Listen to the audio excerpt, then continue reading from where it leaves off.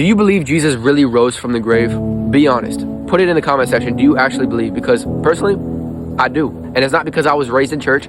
It's because it actually makes sense historically. And let me explain what I mean.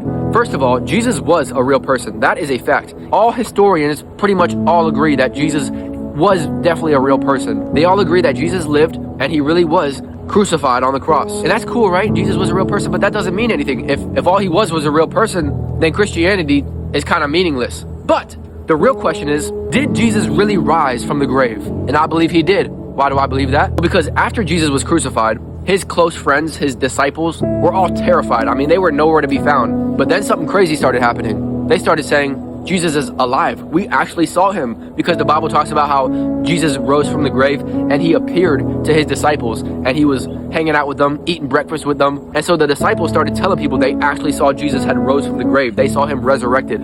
Mind you, they knew that this would cost them. It's not like Jesus was a very popular dude at the time that everybody liked. He literally got crucified. And so the disciples were loud about it. They were telling everybody. And they ended up getting beaten, imprisoned, and even lost their life in brutal ways. I mean, Peter was nailed to a cross upside down, all because they were testifying and telling people that they saw Jesus was alive. Now, they had no selfish motive by telling people that Jesus was real. It's not like they were gonna get rich. It's not like they had any gain. The only outcome with telling people that Jesus was alive was negative, was losing their life.